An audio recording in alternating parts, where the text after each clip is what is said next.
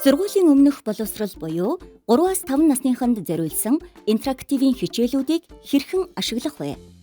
Компьютер, ноутбук, таблет ашиглан Медлэцэг эмэн вебсайт руу орно.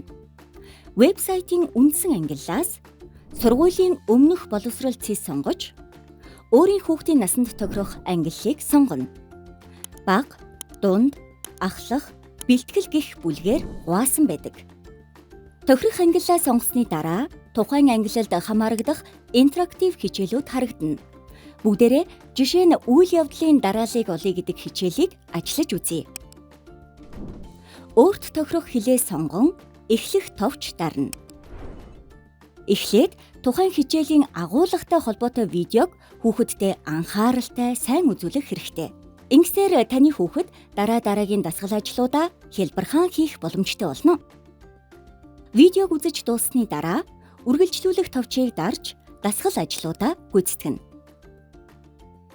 Эдгээр хичээлүүд нь хүүхдэд тохирсон ойлгоход хялбар, энгийн үйлдэлтэй буюу хүүхдийн тоглох хэрэгцээгээр дамжуулан боловсрол олгохоор бүтээгдсэн учраас хүүхдийнхээ суралцах үйлийг дэмжиж хамтдаа хийгээрэй.